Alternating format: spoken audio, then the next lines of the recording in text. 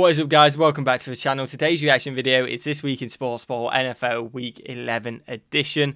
I am a little bit late, which I do apologise for, but it's better late than never. So we're going to get straight into it. I do obviously know the Saints result, and we're not going to go there. At least I believe I know the Saints results. It's been a couple of days. Like I said, I am late. Maybe I've dreamt a bad score, and maybe we'll be surprised and it will come out that we win. But I don't think it does. I'm pretty sure it's a bad score. The rest of them, I'm not too sure what happened in the rest of the league. So let's get straight into it. Smash that like button. I'd really appreciate that. Smash that subscribe button as well, you absolute legends. And let's see what we got in the NFL Week 11. What we got? The culture is actually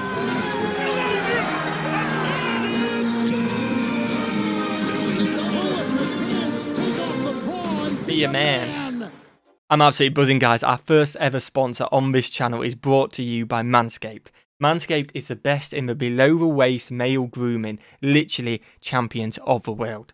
Manscaped offer precision-engineered tools for your family jewels, and that's the ones you want to protect. You want to clean up down there, which Manscaped have got you. They've just launched their 4th generation trimmer. They've had a bit of practice with the others, which I've used too, which I will get onto in a second. They've upgraded significantly for their 4th generation trimmer. The Lawnmower 4.0 is released. Oh, I'm absolutely buzzing about this. You heard that right, the 4.0. Join over 4 million worldwide who trust Manscaped with this exclusive offer to you. If you guys use the code Beasley, which will be on screen now, you'll get 20% off and free worldwide shipping at manscaped.com. The links will be in the description. It will be in the pinned comment as well. Christmas is coming up. It is a perfect gift for a mate if you know they're struggling down there. Potentially a son if you want to help them out. They may be a little bit young. You want to help them out. Perfect gift. A boyfriend. You know, you want their family jewels to be awesome for you as well if it's a boyfriend, you know what I mean? And I'll tell you what, like I said before, I have been a long user of Manscaped. I've got the 2.0. The 4.0 is a game changer. It is an absolute game changer. One, just look how clean that looks. I love the fact there's a light on there. I can't complain. I've got zero complaints with that. I'm absolutely buzzing Manscaped sent this out to me because I was an existing customer anyway. And one last thing before we do end this ad, I've got to give a shout out to a wireless charger. I don't think many people do, but I mean, that's just absolutely buzzing, isn't it? You can literally put it on your bedside table. And I'm someone who forgets to do my shaving and stuff like that. I'm never forgetting if that's on my bedside table. It is absolutely awesome. It's got stuff like advanced skin safe technology. Your family jewels are going to be absolutely perfect. You know what I mean? I personally haven't had any nicks using it. It's boosted my confidence so much with a razor. I'm always scared down there. I am not with Manscaped. So get 20% off and free shipping using the code Beasley at manscaped.com. That's 20% off with free shipping at manscaped.com. Use code Beasley. Unlock your confidence and always use the right tools for job with Manscaped. Have you ever seen those nature documentaries where a cheetah or a leopard toys with its prey before they make it their final meal? A sick pleasure in torturing the poor bastard pissing itself. I should put on a really shitty Richard Attenborough impression for this segment. It's about as much of an effort as the Falcon offense made. Wow. I cannot exaggerate how dominant the Patriots were. Atlanta didn't just get shut out. They couldn't get over 100 yards of total offense until the end of the 3rd quarter. Don't be mistaken, this was not a repeat of 28-3. That would imply the Falcons put up any sort of fight. For the second time in 5 days, Matt Ryan is left to die. Players seemingly give up and their opponents look like contenders. Wow. Although the Patriots have looked really damn good as of late. If their offense wasn't carrying around Josh McDaniels to relevance, the game would have been uglier. Dread it. Run from it. The destiny of New England arrives all the same. The hoodie is inevitable. Yeah, I'll tell you what though, they are on a little. Bill Belichick has got them going again. How do you reckon they're going to do in the playoffs? Let me know. Are we going to even get the playoffs? It looks likely now. Let me know in the comments, guys. It was one of the few teams that gets to experience roughly 2 bye weeks in the season. No, this isn't a 20-week schedule. When you play the Jags, it's the equivalent of lining up against a scout team. These are games meant for teams like the Niners, where they've had both the win column and their confidence in situational football. Okay. Sometimes I think Urban Meyer's game planning involves a daiquiri on the beach and a night at a bar in Columbus. With how sloppy Jacksonville was today, it reinforces that thinking. The differences between the two franchises were night and day. I was very bullish on San Fran at the start of the year, and perhaps they're finally tapping into that potential of theirs with Kittle returning. They'll need it too. The rest of their schedule is a nice little grab bag of goodies to pick from. Maybe I'm wrong. Maybe I'm wrong about this one. We'll see. Howie Roseman, waking up to take his 2 a.m. shit, stretches with conviction and gracefully slouches towards the penthouse bathroom. Stumbling over several hookers and a few circus animals, he groans and looks at his reflection in the mirror. What he sees? Excellence. He's been a busy boy. Dallas Goedert and Avonte Maddox were delivered nice extensions before the game against New Orleans. And capitalizing on their weakness was a piece of cake. The Saints are without a significant chunk of their offense to injury, no one cares. Yep. What really matters is the false hope consuming the city of Philadelphia whole. It was a convincing win with relentless defense and a blistering rushing attack. Are the Eagles any good? Not really, but look at it this way. The opportunity to strike is there for them. Wow. Their next 5 opponents are the Giants twice, the Redskins twice, and the Jets. Howie Roseman and the Eagles are licking their chops. Yeah, I tell you what, they have got a good chance to get a good run on there, especially after they beat us. This is their chance to assert themselves to get their asses kicked in the first round. I look forward to them pissing off a fan base or two in January. Leave it to my goddamn jinx for me to say that I had criticisms about the Colts. The week after I say they haven't beaten a legitimate opponent this season, Indy goes off and teabags an AFC contender like it's Halo 2. Well, it's typical. It's like commentator's curse, isn't it? He slagged them off, not even beating a good contender, but teabagging him, man. He comes out with just so much random stuff to it. It's absolutely hilarious. I hope you guys enjoy it. If you're, that like button, and his links will be in the description. But just wait to the end, guys. You gotta celebrate a killing spree like theirs in style. I don't blame them for it. The Colts saw Buffalo's insanely one-dimensional offense and pounced. Josh Allen, the alpha and omega of their offense, could do nothing. The running game that does little besides Josh Allen did even less than that. The Bills will lick the boot as it presses on their face. And the one squeezing the life out of them is a man named Jonathan Taylor. How dominant was he today? 5 touchdowns. Wow. Bills Mafia turned into an army of try-hard 12-year-olds on Call of Duty after watching this onslaught. Indianapolis may be inconsistent and I still have questions about them, but they have momentum. Yep. With dominant performances like this under their belt, that could make them very dangerous moving forward. Yeah, you little bit of pat of cake. As long as you got the ball in the end, great interception there, fair play. Detroit plays hard for their coach, but And that's the Lions only one win. component to a winning team. There's also this pesky thing they need called players that can play at the professional level. Jared Goff has been terrible, but he's injured. Lions fans, meet Tim Boyle. He's been marinating under the tutelage of Aaron Rodgers for the past few seasons. After his performance in Cleveland, he needs to get back in the football oven. He still needs to cook. Preferably for another 20 years. It wasn't like the Browns were even good. Baker Mayfield is visibly injured, and he's turning into a liability with how it's hindering his performance. I do believe that this game went super close. Like, I remember I uploaded a video, I think the Thanksgiving video, and one of the comments were, the Lions are literally only losing by 1 point at this moment, and I don't know whether they won or not. Or maybe they might have been winning by 1 point. So it was looking good for them. So maybe they get the first win. Maybe they do. The Browns are out of sync, yet they're insanely lucky that they managed to face the worst team in football and come out of it alive. Hell, they can even one-up the Steelers by saying they didn't tie them. Dan Campbell's taken over play calling recently. And it's obvious he doesn't trust them to do anything, as he's more conservative than a man stashing cash under his bed after the Depression. Wow. The best part about this game was that it ended. May we never speak of this evil again. Tiny ball, okay. Yeah, I could have probably guessed it was these two teams. The Jets know that tank bowls need to be special occasions. Fans may want to see if Mike White can bounce back after a terrible game, but there is no need. This event needs a master of ceremonies. Come on, White. And that man's name is Joe Flacco. Oh. Okay. White ain't playing. He's old news. He had one bad game that he comes in, has a fantastic game, has another fantastic game. One bad game. And we've got Joe Flacco. Like, come on, where's Mike White, man? It's about figuring out what we need for the future. New York needs to win football games, the executives will cry. But I know why you started the master of the checkdown. It's for that wonderful tank. Miami doesn't have their pick this year and you wanted to do them a solid? That's relatively noble of you, thinking long-range game by losing to the Dolphins in a game that just existed. Besides a really solid performance from Tua, there was nothing all that notable about it. Ask anyone on the streets of New York about this match and you'll just get puzzled looks on their faces. It was a contest that was only played to fulfill TV contract obligations. Wow. Maybe for Miami to believe they have a chance of sneaking into the playoffs? Possibly? Certainly nothing that the Jets will want to remember. Allow me to defend the Tennessee Titans with this brief disclaimer. The Titans are heavily injured on both sides of the ball. Yep. They're about to break the record for most players used in an NFL season, and it's only halfway through the year. Wow. Weather and field conditions were atrocious throughout the majority of the game. Tennessee has been playing excellent football against all odds this season while dancing through the raindrops. With these considerations in mind, all I can say is this. You lost to the Texans. I'm gonna say, like, surely we didn't lose to a team 1-8. When you're 8-2, yes, you got all that, but still, man. Wow. What the hell even was that? This wasn't just misery, this was a form of torture erotica. Ryan Tannehill was so awful that Adam Gase is whipping out his Sam Darnold fleshlight.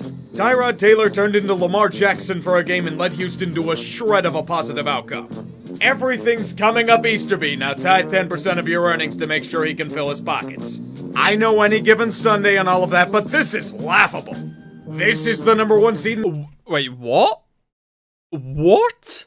I know any given Sunday and all of that, but this is laughable. This is the #1 seed in the AFC? How pathetic is this conference? Life is returning to normal for Panthers fans. Super Cam has come home. It felt weird seeing him in a Patriots uniform.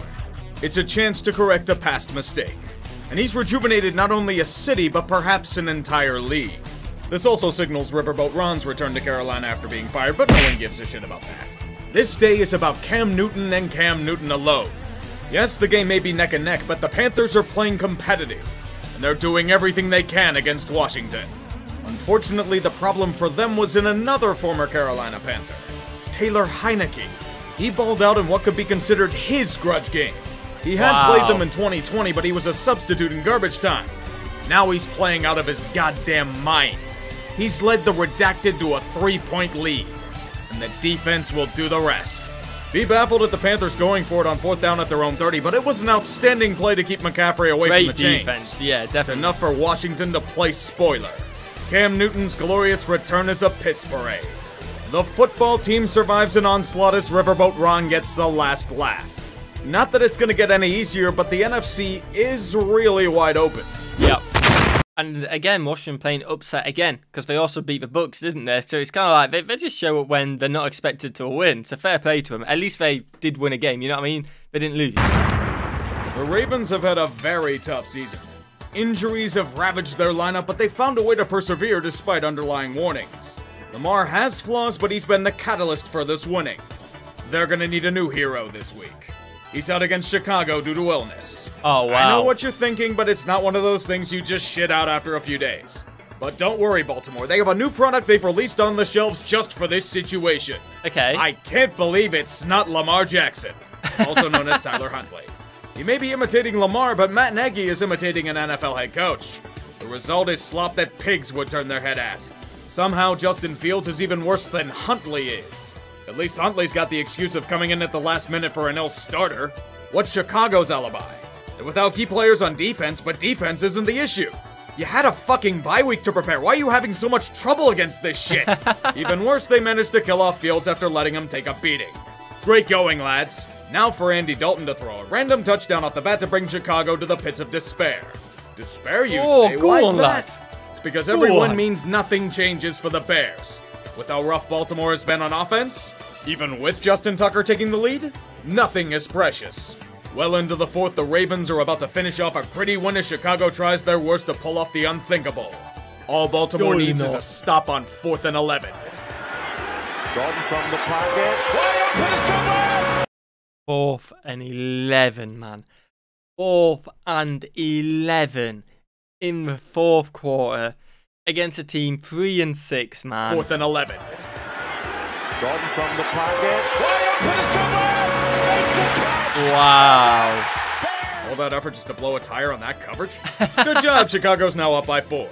They'll need Huntley to open up. I can't believe they committed pass interference on a terrible throw. They'll need to purchase I can't believe the Bears defense is folding. And I can't believe Sammy Watkins got something besides an injury. Oh, no something way. Extra at the register. What? Why is Matt Nagy still coaching the Bears? Oh, don't give me injuries. Baltimore's practically days. dead and somehow got extremely lucky by playing you. Wow. The rest of the AFC North is glaring at Chicago. they pissed. Yeah, there's no way Chicago should have easily taken a lead there anyway, but there's no way, once they're up, there's no way they should have lost that game. Oh my days, themselves. man. Big time. You blew it, boy! You really blew it! Minnesota continues their yearly quest to frustrate every single person who pays attention to them whatsoever. Last week they played a quality game, probably the best one they played all season. Against their big brother to the east, they'll need a lot more of it. Yep. Getting out to an early 2-score lead is a good start, but then again, this is Green Bay. It's the Packers, yeah. Older brother always knows his sibling's weakness. The Achilles heel here is Aaron Rodgers in the blistering passing attack. Thus, an offensive duel begins. A contest of sibling superiority. Minnesota strikes with fury.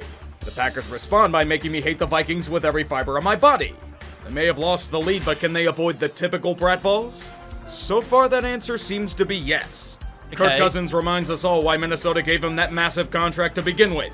Oh, Drives great. the wagons down the field for another. Yo, fair play. That is balling out when you need to. But will the Packers win it? Again, it's Aaron Rodgers. They've been fantastic this year, the Packers. Can they bring it back? I reckon the Vikings win it. I don't actually know the score. I'm going to say the Vikings win. I don't think Aaron Rodgers pulls it off this time. We'll see. Another touchdown and 2-point conversion. But you have to remember, these are the Vikings. Floats one. Valdez-Scantling. Oh, never mind. Trying to get to the end zone. He's going to go. Nothing Wow. ever comes easy. To Wow. win, they'll have to do the impossible. Not fuck up. Okay, that's when you just don't doubt Aaron Rodgers. Oh, that looked like literally like the next pass. Like the first one, just straight for a touchdown. Like, wow, man. Cousins nearly throws a back-breaking pick, but the gods appear to be in your favor today. The pass was ruled to hit the ground, thank God. Rasul Douglas nearly picked off another bad throw as well, but he whiffed like a brewer at the plate. I don't know how, but the Vikings did it. An efficient drive that not only gets them in field goal range, but gives Aaron Rodgers no time for a response. Do me one favor, please don't fuck up the kick, boys. Surely not. He's got it. You know what? I'm saying I was right, because although they did score a touchdown and Rodgers did kind of bring it back, the Vikings did win, you know what I mean? It was just an extra play, so I'm saying I was right. Winning consecutive quality games, huh? About time you start playing up to your abilities. Big With win. this win, despite definitely. the rocky start to their season, the Vikings all but control their own destiny. Let's hope the usual doesn't happen with them. Annual Raider freefall continues. Unfortunately for them, Cincinnati needed this game coming off a bye and an ugly loss to Cleveland. Okay. The final score is deceiving. Things were tighter than me in skinny jeans for 3 quarters. Neither team was willing to concede ground, and for good reason. This was must-win for both sides. However, in the end, the straw that broke the Raiders' back was in the usual suspects. The defense couldn't make a critical stop if their lives depended on it. Cool Joe Burrow skied the ball to his weapons, creating that very sweet nice. magic throughout the fourth quarter. Derek Carr only did the standard throw a big pick trying to come back from multiple scores. Since he responds to said pick with more points, Carr proceeds to drive the team off a cliff. Game over. Oh, no, Raiders man. lose their third in a row. Yep, game However, over. and more importantly, the Bengals have their much-needed bounce-back game. It's just the beginning for them, though. They'll want to make another statement against Pittsburgh next week. Yeah. If there was an unofficial end to a season for a team, the Seattle Seahawks just had it happen. Arizona is on the road hobbled once again. They are I take it no Carolyn Murray. Oh, there you go. without Waited a second, it was about to pop down. So again, big injuries. They are 8-2 still, and you'd think it's going to be a close game, but if the Seahawks can't win, then you're like, yeah, it's a hobbled team. I completely agree. Kyler and DeAndre for a third straight game. Despite this fortuitous advantage, Seattle just can't do anything. It was a frustrating endeavor for anyone in attendance. Wow. The problem for them wasn't the defense getting gashed. They tried to hold their own. It was in their offense. Word of advice, boys. Try disconnecting and reconnecting the router. You're so goddamn out of sync that it's holding up the entire enterprise. Pure lag to the point where the Seahawks don't even notice that the Cardinals are having a tough time putting field goals in between the uprights. Wow. Despite everything they've done to sabotage themselves, Seattle is only down by 3 in the fourth. All they have to do is make one stop. Just one goddamn stop. Please, And they for do the it. poor bastards in attendance, make a fucking stand! The only thing holding is Jamal Adams near the goal line. Death by an ironically dull and lifeless dagger. Arizona wins a game Seattle needed badly. Bye-bye, Dreams Seattle, of man. playoffs fade faster than DK Metcalf after flipping out on Shannon Sharp on Twitter. Can you guys do me one favor, though? If the fans are going to jump off the ledge, at least do it in 12s. This was a crucial test for Kansas City. They had a great game last week, but that's only one matchup against an opponent prone to mid-season prolapses. Yep, again, I feel like this is an interesting one because I don't know the score, but can Kansas get the Chiefs get that going? You know what I mean? They've had a few wins. Big win last week. Can they do it against the Cowboys? It's a toughie, but can they do it? We'll see. I am super keen because, again, are the Chiefs back or they're not? This is going to be a big kind of tell to see where they're at. Now, Dallas, though, they're a legitimate challenge. They may be without Amari Cooper due to COVID, but you can't take them lightly. The Cowboys can dice a suspect defense up 20 times before the end of the second quarter. But this year is different. The NFL tells us all to fuck our narratives. Dallas is being frustrated by the Chiefs' defense. Yep. The mighty star can do nothing against them. Some of it is due to situations of Dallas laying an egg in the middle of Arrowhead, but the defensive line dominated in the trenches all game long. It wasn't pretty to see. The Chiefs' offense was quite inconsistent, as it usually has been this season. But what they did was enough to take down a strong contender. I'm more surprised that the Cowboy offense was dispatched by Kansas City of all teams. Maybe Dallas was just that inept offensively again. For the second time in 3 weeks. What the hell? Dallas. Wow, okay, so the Chiefs win. Let me know what you think about them in the comments. Are they back? They seem to be, again, inconsistent at times, but they're picking up results. They're getting wins. It's all coming together. They may be Super Bowl contenders towards the end of it. They have to be, don't they? They were in the Super Bowl last year. They won it the year before, I believe. I may be wrong on that, but I think they won it the year before. They've still got the same quarterback. They've still got quite a few players similar as well. And they're getting on a roll. They've got to be contenders. This random flat tire against Kansas City isn't the only thing leaving us at a loss for words. It's also the NFL's relentless crusade against taunting. They've tripled down on their stances. Taunting is a point of emphasis, state propaganda says. Those who deny the rulings of the Football Politburo will be sent to Gulag.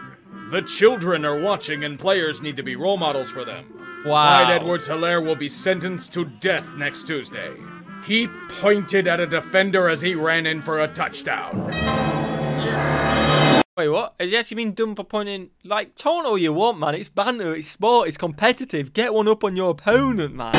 This post traumatized many younglings watching at home. 6-year-old John Merrill was so distraught he beat up trash cans in his home. The years of therapy these children need for this despicable act is incalculable. A league that employs domestic abusers, criminals, and alleged rapists is telling us they suddenly care about the children. Wow. That's hysterical. NFL making you lolcow of the week is a point of emphasis this season. Yep. Now stay tuned for more alcohol and sportsbook commercials because we give a shit about the children. Nothing warms my Yinzer heart more than watching Steelers fans flood into the Chargers home stadium and waving those terrible towels. Okay, again, I don't know the result of this one, but is UNA Tree going to be happy with Steelers winning or not? Are we going to win? We'll see. Sadly for those poor bastards, there isn't much to cheer about in this game. The Black and Gold Brigade is without nearly all of their defensive playmakers. And they're being picked apart by LA in this glamorous terrain.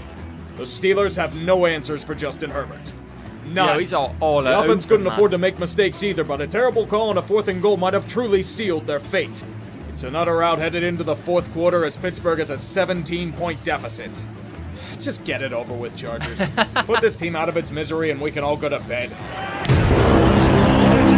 That's exactly what the Steelers needed. Perhaps someday the Chargers can figure out this thing called special teams. Oh, maybe they can stop shooting days. themselves in the cock with bad penalties at the goal line. He's the But comeback LA on. is still rolling along. And absolutely no one can stop Justin Herbert on the run besides Cam Hayward a little too aggressively. Pittsburgh is still down by 14 and struggling to keep Ben upright. But thankfully on a 3rd and 5, they do get some of that glorious high-end talent by means of Deontay Johnson. Go on, lad. The Charger defense is starting to break down, which is great. But they're still down by 1 score late. The Steelers are going to need a 10th miracle to go their way. Wow.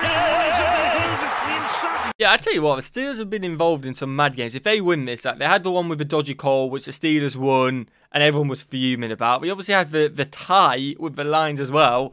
And now, how many mistakes are the Chargers making to let them be back in it? Like, what is going on, man? Oh my god, it's happening. I thought it was being hyperbolic, but in fact it was the holiest of gospels. The Pittsburgh Steelers are going to the Super Bowl. Do you see what is happening right now? The Chargers are bringing their San Diego ways to the rampant Steelers fans in attendance. I don't know how the fuck they're tied, but I'm not gonna complain. We're not the Cleveland Browns, LA. You can't go for it on 4th down at your 30 and expect to survive. Oh, the Steeler offense doesn't have to do much, but it's enough. Pittsburgh has the lead.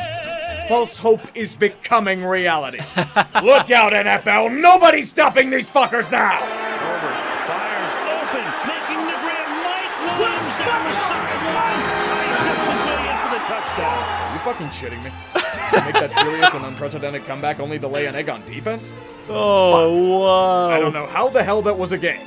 The Steelers should have lost by at least 2 scores, but the gods demanded anarchy. I tell you what, it's for false hope. He is so right. It's for false hope what kills people in sport. It's like it'd been. I feel like from a Steelers point of view, you'd just prefer to have just been routed, not get excited in the 4th, not then suddenly have this false hope. You're all happy, and then boom, mood snap because they just go and score a touchdown. Man, false hope is brutal. The Chargers nearly snagged defeat from the jaws of victory, but it doesn't matter. The Steelers are still going to the Super Bowl. This match proved it. Wherever he goes around New York City and MetLife Stadium, John Mara should be relentlessly taunted for how useless he is as a human being. The only strength he has is coasting on Granddaddy's reputation. His Giants are an extension of his futility. Tampa Bay is their opponent in name only. It should be Tampa Bay winning this anyway. Experienced any sort of challenge. The New York Giants are the tutorial level. They are there to help you build your confidence in the control scheme and hand you opportunities to succeed. It should be a surprise to no one that Tampa Bay manhandled a team that endlessly derped themselves to death. Yep. The Buccaneers had their token terrible loss for the season the week before, and it's usually their trend to kick their next opponent's ass. And guess who that was? At this point, I'm expecting Mara to pull what AB's former chef did and accuse people of faking their Vax cards. It would make sense since he's not one to look in the mirror. Football is a brutal game. Before we pay respects, again, I feel like Brady, he don't lose too many, you know what I mean? So when they've lost one and then they come up against the Giants, you just expect him to win. Yeah, let's take a moment for the fallen. Again, it's mental how many injuries and COVID cases you guys get just in the NFL. It's ridiculous. The bell toll for the fallen.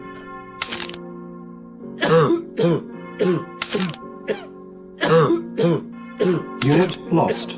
Unit lost.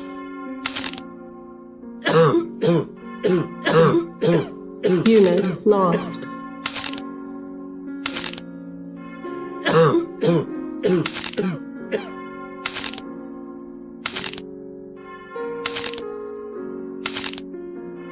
Whoa, whoa, whoa. Did you see that? Again, I know I was taking it, but did you see the Aaron Rodgers one? That's a big one. He's in a lot of pain after the toe injury. Okay, could be painful for a couple of weeks, but if he keeps playing with it, it could get worse. Again, I do try and pick up on the big injuries to big players who potentially affects team season. If Rodgers is out, that's a massive blow to the Packers. It looks like he's not. It looks like it's just a minor one, but you never know. It could potentially become a bad one. Unit lost.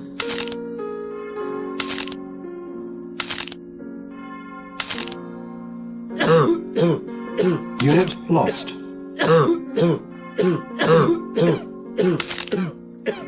Unit lost. Unit lost.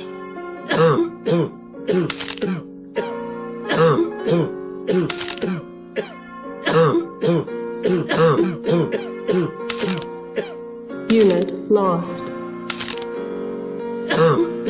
Thus concludes another week of this sermon on the field. Amen. Newton will keep, got a block. Go on, Newton. Loping to the 10, and Cam Newton will take it all the way. Fair play. Touchdown. Fair play. I hope you guys have enjoyed this video. Sorry for it being a little bit late. I hope you guys don't mind. Better late than never. Smash that like button. I'd seriously appreciate that. Smash that subscribe button as well. You're absolute legends. And I will see you guys in the next one. Peace.